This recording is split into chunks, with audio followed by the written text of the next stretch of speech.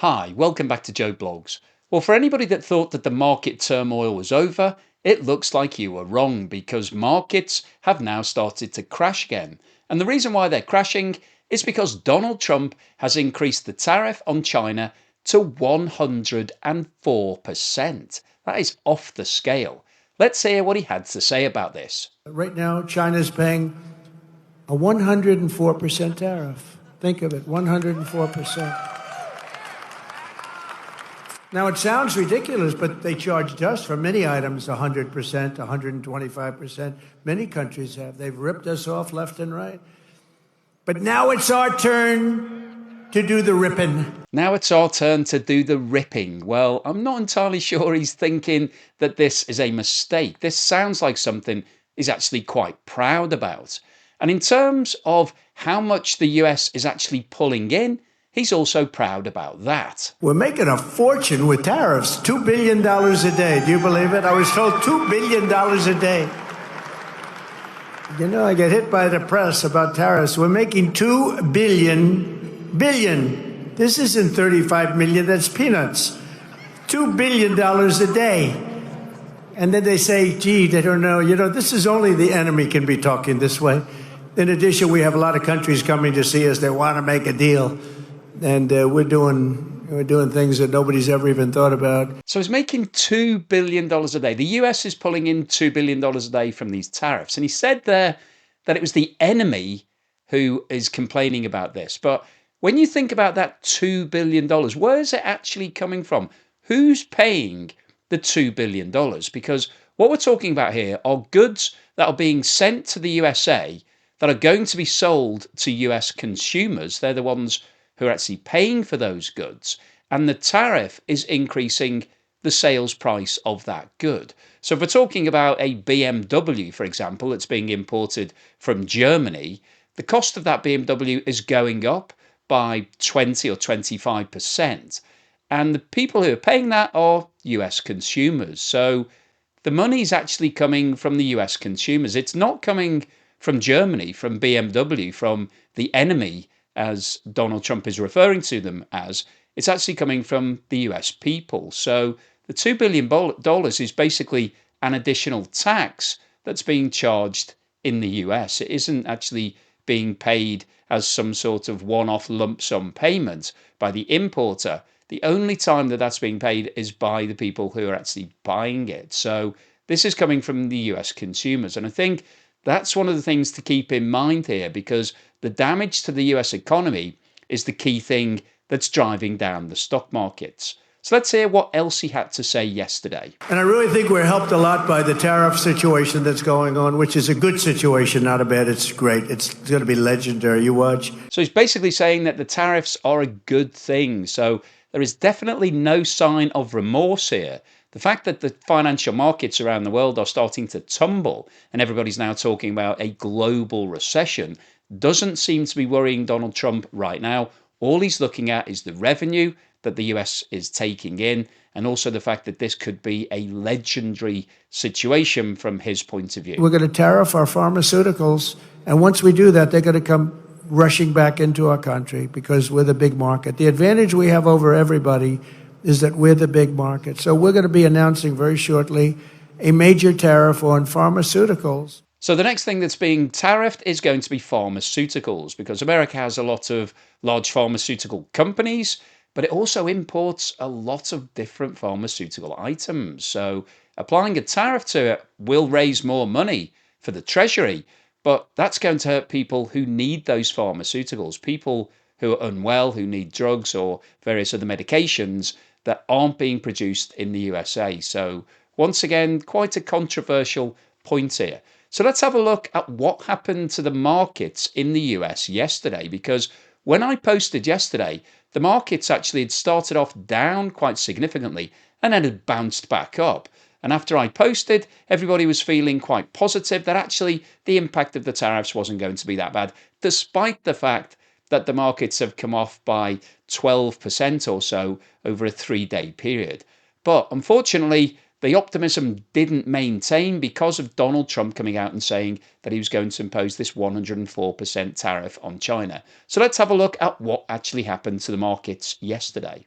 US stocks initially soared Tuesday on hopes that trade deals were in the offing. Then they plunged back into the red following the China news. The benchmark S&P 500 index fell over 1.5%. It has now seen over $5.8 trillion in losses, marking the worst four-day decline since the index was created in the 1950s.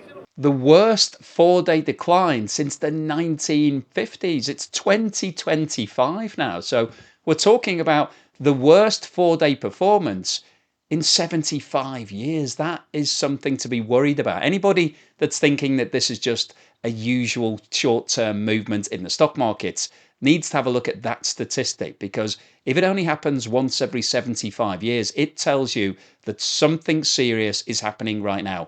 People in the financial markets are very concerned about these tariffs. A strong morning rally took a sharp U-turn on Tuesday, with the Dow closing down more than 0.8%, the S&P 500 shedding more than 1.5% to end below 5,000 for the first time in almost a year, and the Nasdaq nosediving more than 2%. Early optimism that President Donald Trump would soften his stance or postpone an April 9th tariff deadline evaporated after White House Press Secretary Caroline Leavitt said Trump expects the tariffs to take effect. They now Among have taken individual effect. Stocks, Apple lost 5%, toppling the iPhone maker from its position as the most valuable public company and returning the top spot to Microsoft. We've talked about Apple recently. The problem that Apple has is that it's outsourced all of its production to low-cost economies.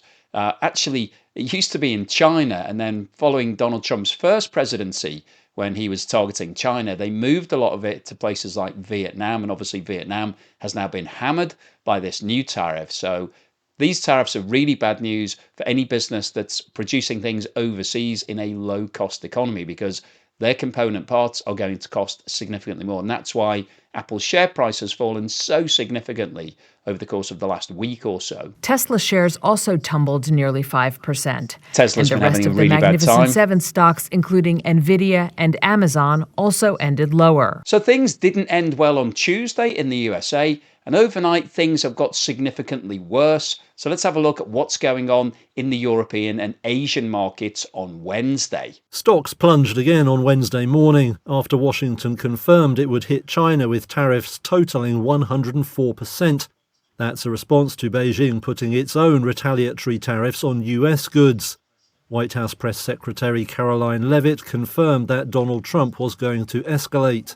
It was a mistake for China to retaliate. The president, when America is punched, he punches back harder. That's why there will be 104% tariffs going into effect. When America is punched, we punch back harder. That isn't a negotiating tactic. That's not something you say to somebody if you're wanting to smooth them, get them round the table and agree some form of deal. This is very aggressive talk. So if you're talking about punching somebody in the face and you're going to punch back harder, that isn't going to encourage China to travel to the White House to have a meeting with Donald Trump. The Chinese authorities would have seen what happened recently when President Zelensky from Ukraine went to the White House and was basically bullied by Donald Trump and J.D. Vance and told that he needed to be more thankful, he wasn't being appreciative to the US, and basically they weren't going to sign the minerals deal that was on the table. So talking about punching people in the face and then hitting back harder isn't going to encourage China to bow down to what's going on right now. Japan's Nikkei index tumbled 3% from the open following the news. Hong Kong's Hang Seng index then opened with similar losses. Oil prices also tumbled, falling nearly 4% in Asian trade amid mounting fears of a global recession. Now, I think the oil price situation is really quite interesting because oil prices are a really good barometer as to what's going on in the global economy. Basically, if the global economy is doing well, there's lots of demand for oil because people are flying everywhere, you're transporting loads of things on trucks and vehicles, people are going around buying oil. So generally demand goes up and therefore the price of oil goes up because the supply is relatively limited. However, what's going on right now is that oil prices are tanking. And the reason for that is because the expectation is that the global economy is going to start slowing down, and therefore the demand for oil will also start going down. And as the supply is relatively constant, that means that prices go down, and that's really bad news for oil producing nations. And let's not forget that the USA is the biggest oil producing nation in the world. It's not the biggest exporter, but it produces the most. It uses the majority of it itself. It does export some, but it also imports oil products as well. So the fact that oil prices are going down is going to be a really interesting conundrum from the USA's point of view, because lots of oil major businesses will see a fall in their revenue. There's also a knock-on impact to Russia, which I can talk about in a separate video. I think we'll go in and have a look at what's going on with the Russian oil price, because as oil prices come down, that's seriously bad news for Russia, because they're one of the world's largest exporters of oil. That's where they get a lot of their revenue from. So when prices fall, the total revenue will go down. We're seeing losses pretty much across any sector. We could have picked pretty much all of the sectors today to see losses, but one sector really hit hard is energy. We are seeing drops down in BP, Shell, Total Energies, Eni. Now remember, as we said earlier, these stocks are already down almost 20% on a 5-day basis. 20% in 5 days. 20% in 5 days. Now, if you think about that as an investor, if you were putting your money into the stock markets and looking to get a 20% return, you'd probably be thinking about that over the period of 2 to 3 to 4 years, not 3 or 4 days. So a 20% fall is an absolute nightmare. That is wiping out almost 2 years worth of growth for most of these stocks, possibly even more than 2 years worth of growth. So this really tells you how serious the situation is at the moment. And the markets wouldn't be doing this if they didn't think that this was going to lead on to bigger things for the global economy. But the oil price coming down once again, hitting these stocks. Oil was down to around $61 on the barrel. $61 on the barrel. It wasn't long ago that we were talking about $100 per barrel. Pharma as well. Guy mentioned the drop down in Novo, but we're seeing the peers declining as well. AstraZeneca here in London, Sanofi in Paris, Roche over in Switzerland, all of them dropping as Trump once again says that we could soon see tariffs on pharma, something that we haven't had details on but has been speculated. So the pharmaceutical companies are taking a battering because Donald Trump is saying that he's going to apply tariffs on the import of all pharmaceutical products, which, as I said earlier, is good news from a revenue point of view for the central revenue from the coffers. However, it's bad news for people who are actually coughing in America, who are ill, because they're going to have to pay more for those drugs. So what's the summary and conclusion today? Well, I wanted to post this video because we've been following closely what's been going on, and the current situation with regards to these tariffs is absolutely insane. The fact that Donald Trump has now doubled the tariff on China, it was previously 54%. And just to break that down, he introduced a 10% tariff when he first came into power. Then he increased that to 20%. So that doubled in itself, which already was very aggressive. We then saw a 34% increase on that to 54%. And that's basically increasing prices of everything imported from China by more than half. And now he's doubled it to 104%. So in the space of just a couple of weeks, China has seen the price of all of the things that it's selling to the USA more than double. Now, that is not sustainable, and that is not a good trading relationship. And as we've talked about today, we're now thinking about a decoupling between the two largest economies in the world. And the USA and China are the two largest by some way. They are multiples higher than most of the other economies. So this is really important to the global economy. Most countries in the world are exporting things, certainly to the USA, probably to China. They're certainly importing things from China. So we're seeing a change in terms of the global world order. And what we've heard from Donald Trump today is that he's not worried about this. He's not feeling any remorse or regret. In fact, he's feeling quite proud about the situation. He's talking about the fact that the US is now pulling in $2 billion per day in terms of the revenue from the tariff. So he believes that's a really positive thing for the US economy. But as we discussed, who's paying that $2 billion? Where's it actually coming from? It's coming from US consumers, because they're the ones who are actually buying the imports. the companies that are sending things to the USA aren't actually doing anything. All they're doing is selling their items to US importers. And those US importers, whether they be retail or wholesale, are then passing on those products to US consumers. So an increase in the price, an increase in the costs, is going to lead to an increase in the sales price, and ultimately US consumers are going to be the losers here. So that $2 billion per day is coming out of US consumers' pockets. It's not being paid for by the enemy, as he referred to them. But he's also now saying that he's not prepared to bow down to China. He thinks that China is desperate to do a deal. They don't know where to start, but eventually they will come cap in hand to the White House and say, we're really sorry, can we do something about these extremely high tariffs that you're charging to us?